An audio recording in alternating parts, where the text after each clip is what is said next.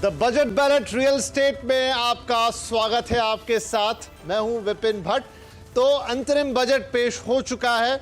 निर्मला सीतारमण देश की finance minister, उन्होंने एक रूपरेखा रख दी है आगे के लिए, क्योंकि अंतरिम बजट था इसलिए बहुत बड़े और बहुत स्पष्ट ऐलान आते हुए हमने नहीं देखे, लेकिन बहुत कुछ ऐसा था जो आगे की तस्वीर को पेश करता हुआ नजर आया। अब इसमें रियल एस्टेट के लिए क्या मिला, तो मैं कह सकता हूं कि रियल एस्टेट एक ऐसा सेक्टर रहा जहां पर काफ़ी स्पष्ट चीज़ें आई और आगे उनका विश्लेषण शायद हम और होता हुआ देखेंगे, लेकिन फिर भी जो बताया गया वो काफ़ी है आज की इस चर्चा को करने के लिए।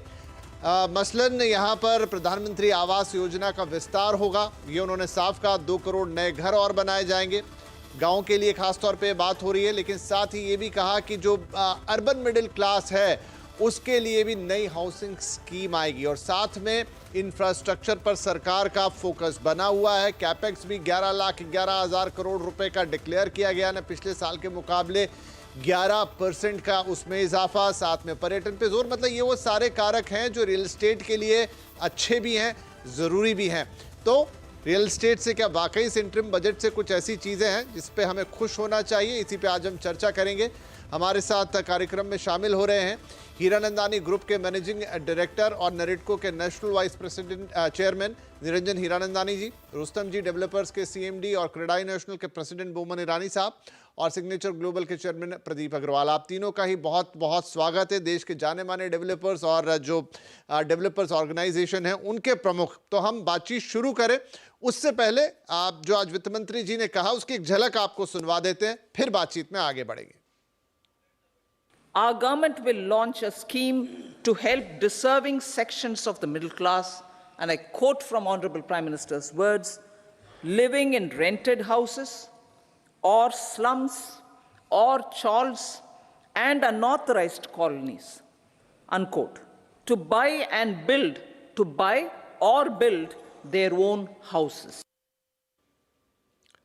तो देखिए, बड़ी बात कही है यहाँ पर वित्त मंत्री ने कि ऐसे शहरी लोग जो कि रेंटेड घरों में रहते हैं, किराए के घरों में रहते हैं, स्लम्स में रहते हैं, चॉल्स में रहते हैं, अनऑथोराइज्ड कॉलोनी में रहते हैं, उनके लिए घरों का इंतजाम होगा। तो इसमें एक बहुत बड़ा वर्ग कवर हो रहा है। चलिए चर्चा की शुरुआत करते हैं।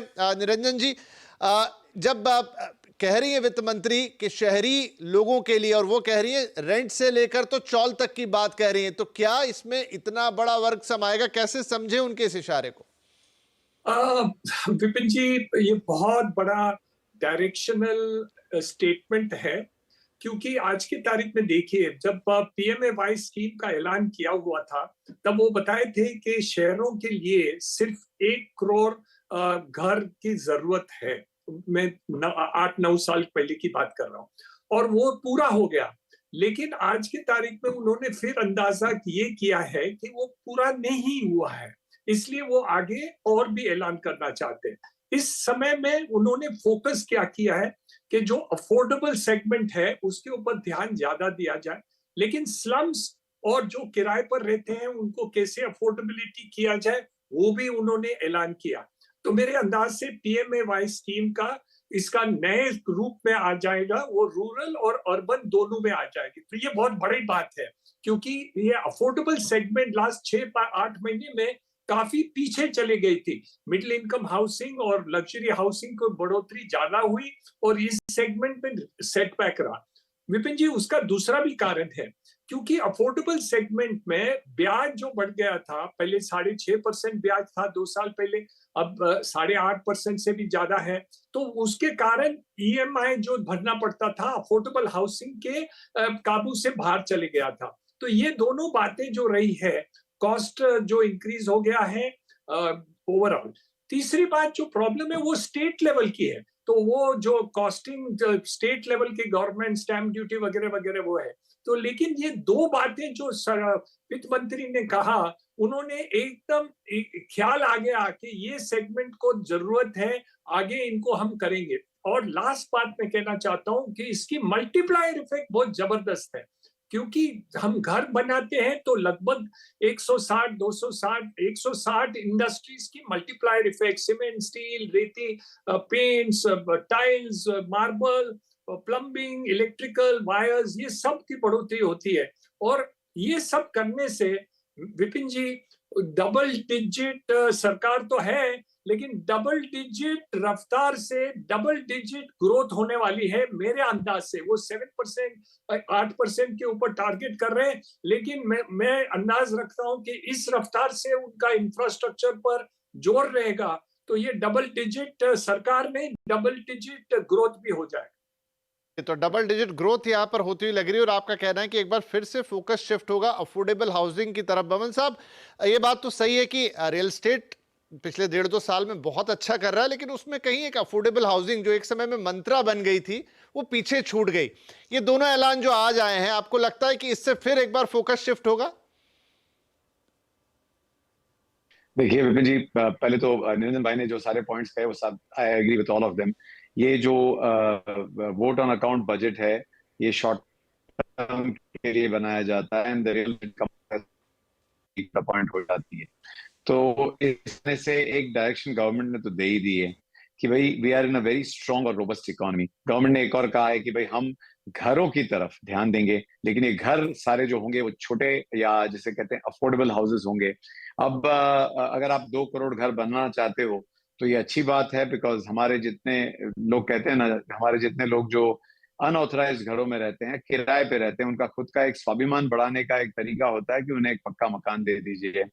रही बात ये जो होम बनाने की जो करतूत होगी, उससे ओवरऑल इकोनॉमी में, निरंजन भाई, नंबर इज 250 प्लस इंडस्ट्रीज जो डायरेक्टली इनडायरेक्टली हमारे पे सहमत है, और ये सारी इंडस्ट्रीज फिर एक तरह से ग्रो होंगी, जिससे आप देख ही रहे हो आज की तारीख में जीएसटी कलेक्शन जो है वो करीबन 1.7 लाख करोड़ पर मंथ है, और ये 15 से 20% से बढ़ती जा रही है ईयर ऑन ईयर। तो ये सारी चीजों को देख के मुझे ऐसे लग रहा है कि आप इंफ्रास्ट्रक्चर पे इतना ध्यान देते हो, और इंफ्रास्ट्रक्चर में आपने 2.78 लाख करोड़ की रोड ट्रांसपोर्ट एंड हाईवेज की तरफ दिया है, एंड 2.55 लाख रेलवेज की तरफ दिया है। तो मेरा ये मानना है कि इससे बहुत सारे नए सेंटर्स भी खुलेंगे, बहुत सारी नई जगह खुलेगी, बहुत सारे नए सैटेलाइट टाउन्स खुलेंगे, और ये सारे हमारे हमारे भारत को ग्रो करने के लिए बहुत ही इंपॉर्टेंट है, क्योंकि अबाउट 60% ऑफ हमारी जो पॉपुलेशन है वो अर्बन एग्लोमरेशन की तरफ मूव हो जाएगी बाय 2030, और ये सबको अच्छी तरह से हाउस करने के लिए हमारे रियल एस्टेट फ्रेटर्निटी को काफी काम करना पड़ेगा। बस एक ही है कि अगर प्रधानमंत्री ने, हमारे फाइनेंस मंत्री ने हमें एक छोटी सी रिलीफ दी होती कि अफोर्डेबल हाउसिंग की जो डेफिनेशन है उसे 45 लाख पे रिस्ट्रिक्ट करने से अच्छा ऐसे कहा होता कि 60 स्क्वायर मीटर्स के घर और 90 स्क्वायर मीटर्स के घर को अफोर्डेबल कहे जाएंगे, तो मैं मानता हूं it would be a shot in the arm for everybody. और दूसरा, अगर आप एक और देखें तो मैं ऐसे नहीं कहता डेवलपरों को कोई दो, लेकिन घरों के लिए आपकी इकोनॉमी इतनी रोबस्ट है, इतने स्ट्रॉन्ग आपके कलेक्शंस है, इतना सारा आपके पास द ग्रोथ होते जा रहा है, तो आपने अगर एक स्वीटनर सिर्फ हमारे लोगों को दिया होता है छोटे से टैक्स ब्रेक के माध्यम से, तो जो फील गुड फैक्टर है उससे हमारी ग्रोथ को, जिसे कहते हैं, प्रोपेल हो जाती है एक और जोर से। और लोग ऑलवेज ये कहते हैं कि रियल एस्टेट इंडस्ट्री इतना अच्छा कर रही है, इसको कोई देयर इज नो रिक्वायरमेंट कुछ करने के लिए। मैं ऐसे कहता हूं कि something is performing very well, तो उसे और ग्रोथ, उसे और थोड़ा एक शॉर्ट इन द आर्म देंगे तो इससे और अच्छी ग्रोथ होगी।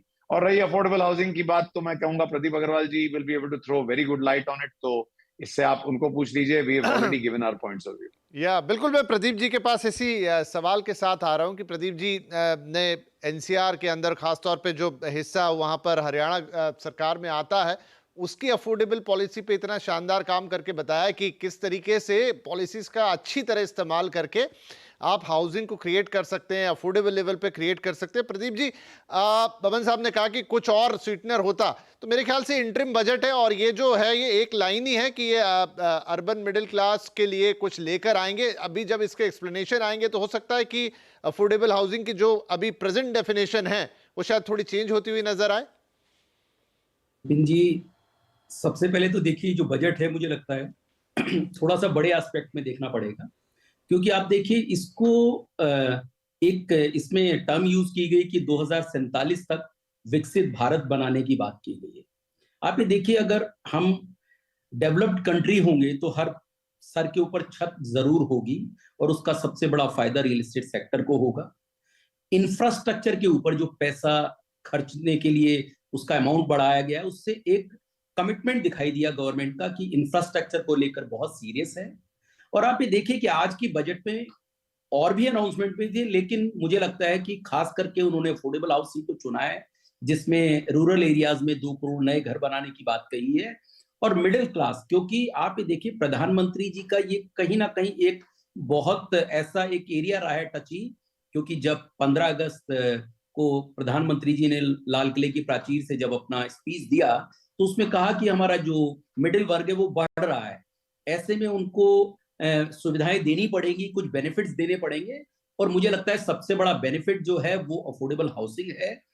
यस, डायरेक्टली कोई चीज नहीं दिखाई दी है इस बजट के अंदर, लेकिन मैं उम्मीद कर रहा हूं ये स्टेटमेंट ही बहुत बड़ा है कि जो मिडिल क्लास है आने वाले वक्त में, उस मिडिल क्लास के लिए एक पॉलिसी लाई जाएगी, जो आज किराए के घरों में रह रहे हैं या चॉल्स में या अनऑथराइज कॉलोनीज में, उन लोगों की जो लाइफ है उसको अपलिफ्ट किया जाएगा।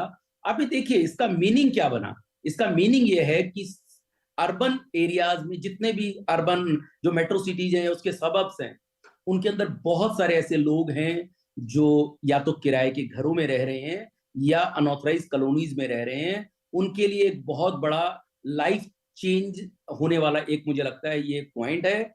स्टेटमेंट ही बहुत है।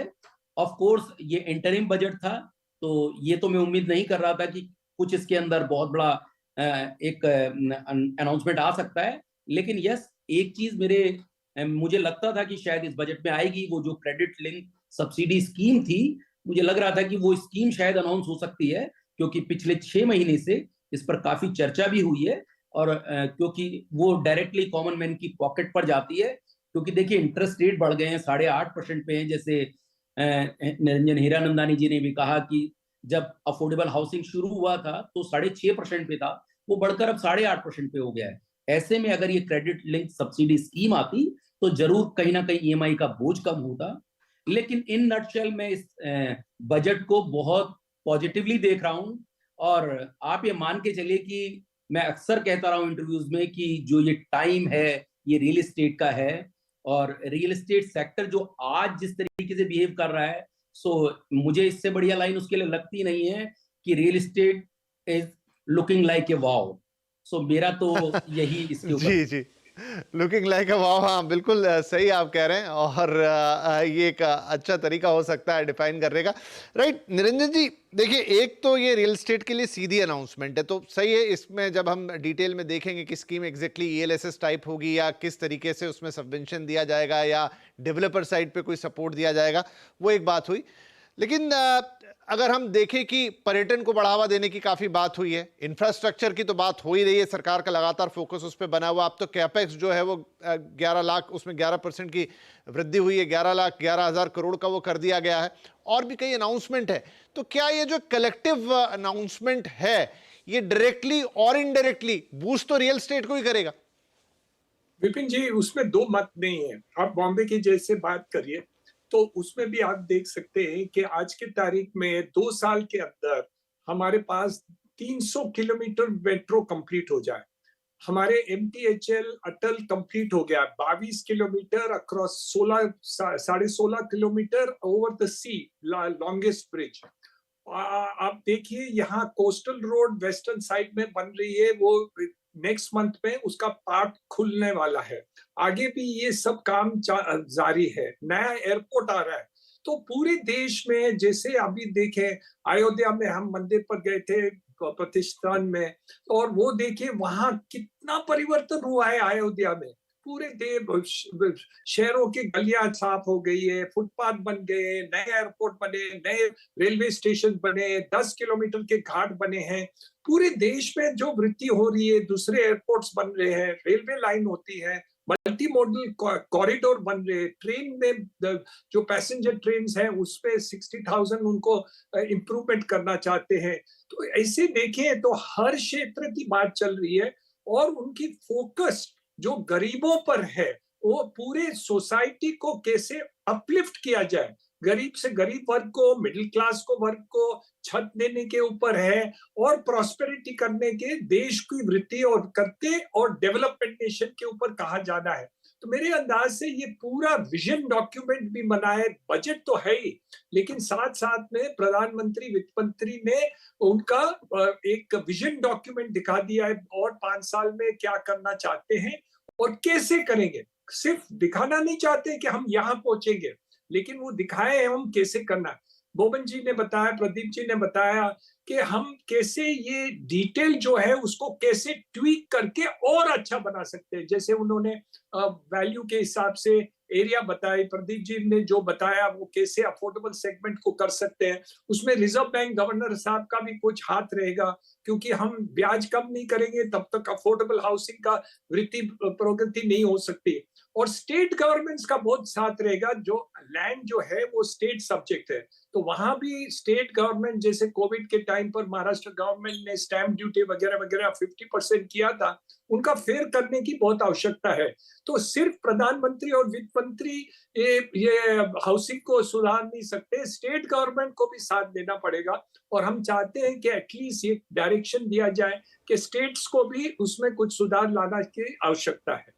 ये दोनों करेंगे तो देश की वृद्धि होगी, लेकिन लोगों को एक मजा आ जाएगा।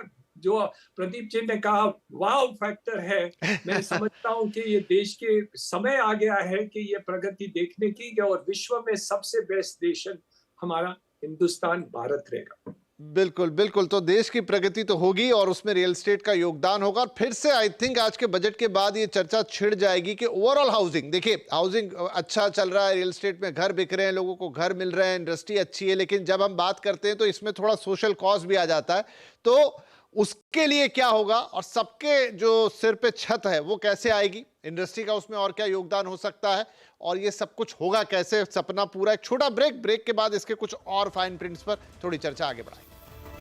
Welcome back the budget ballot. Real estate में आपका एक बार फिर से स्वागत है। तो यहां पर चर्चा चल रही है, हमारे तीनों मेहमान हमारे साथ हैं, तो मैं क्विकली वापस चर्चा पर लौटता हूं। बमन ईरानी साहब, तो बहुत सारी बातें यहां पर हैं जो मुझे लग रहा है आप लोगों की सुन के कि हाँ, एक चीज हो गई, एक पॉलिसी फ्रेमवर्क आ गया, लेकिन स्टिल छोटे छोटे पॉइंट्स हैं, कहीं टैक्सेशन की बात है, कहीं बात है स्टेट पॉलिसीज की, क्योंकि उन सब का कॉम्बिनेशन होकर रियल एस्टेट बनता है।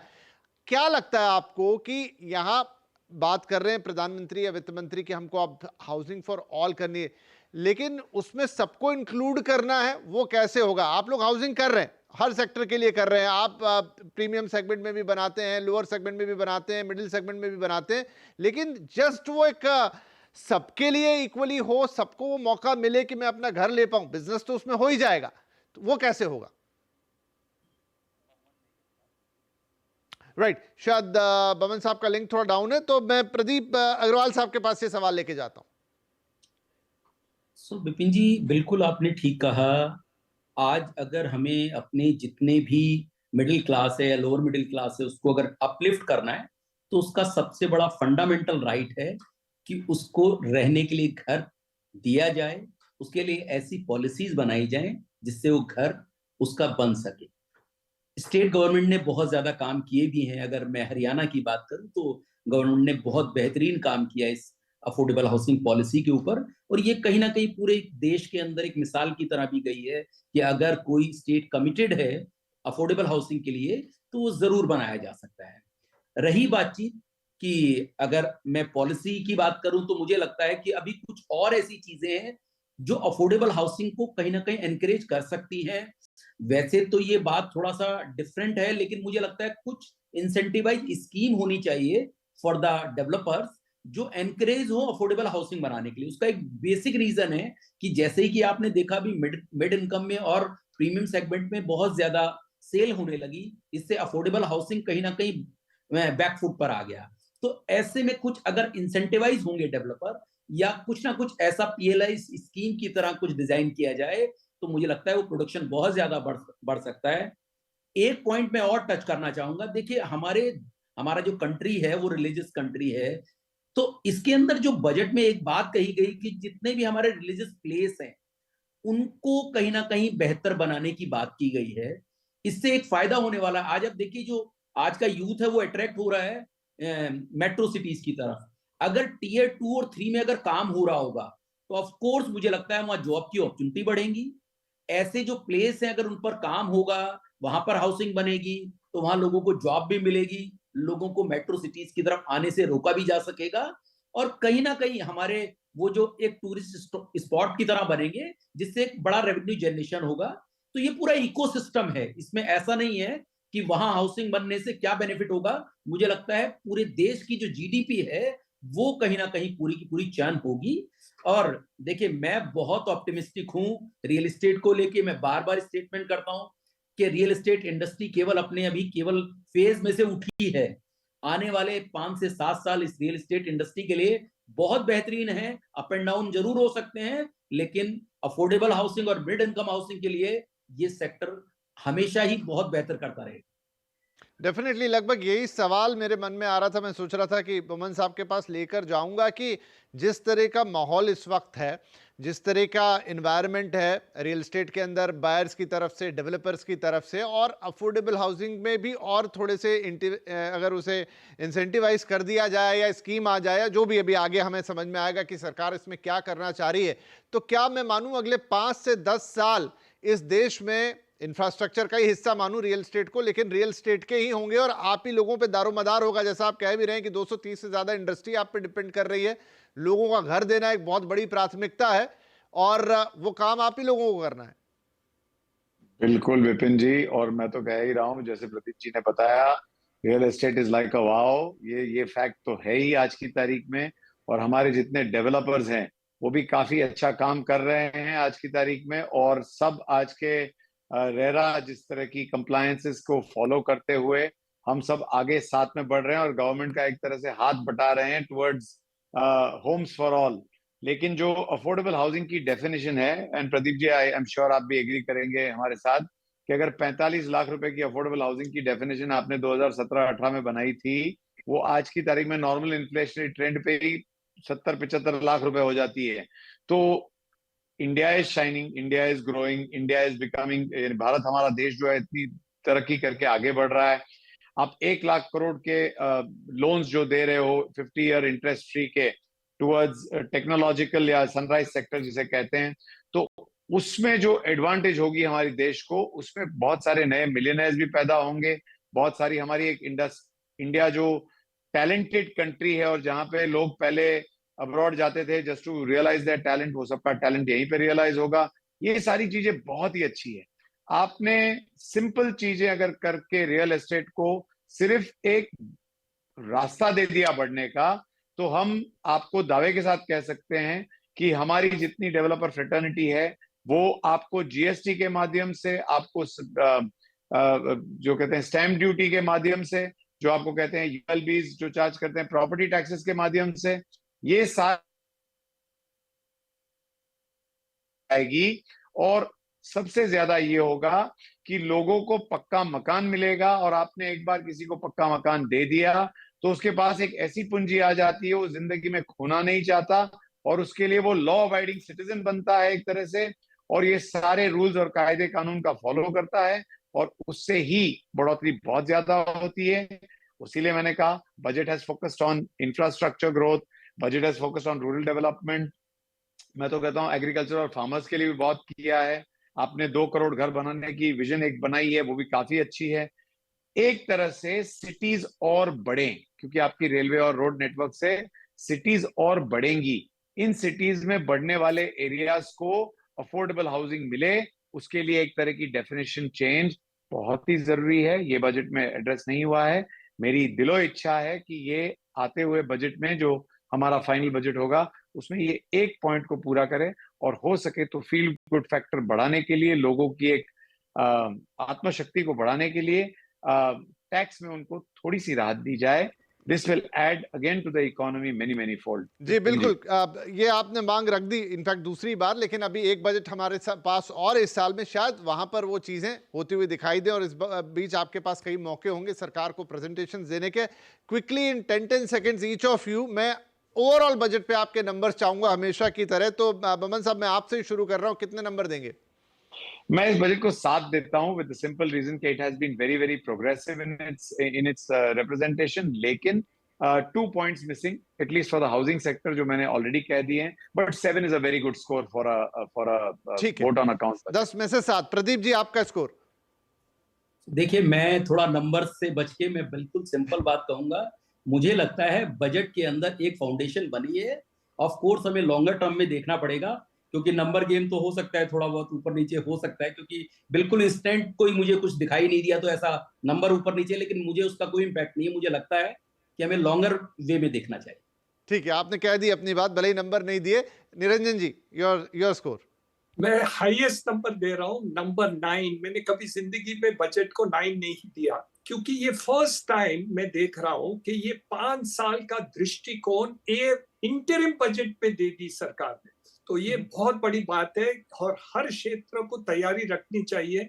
कैपिटल में, इंटरेस्ट में, पोजीशन में, इंफ्रास्ट्रक्चर में सब काम करने के लिए तैयार होने चाहिए कि जैसे वो नेक्स्ट बजट आए तो हमारा काम एकदम रफ्तार से चले। So I think it is number 9।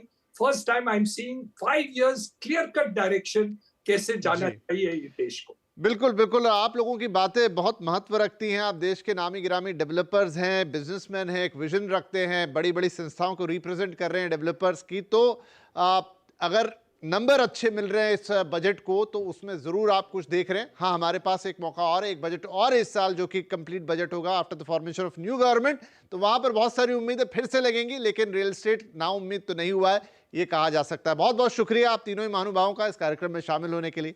नमस्कार। विपिन जी, मुझे लगा कि हमारे प्रदीप जी ऐसे लास्ट एक लाइन कहेंगे, पिक्चर अभी बाकी है मेरे दोस्त, लेकिन उन्होंने नहीं कहा।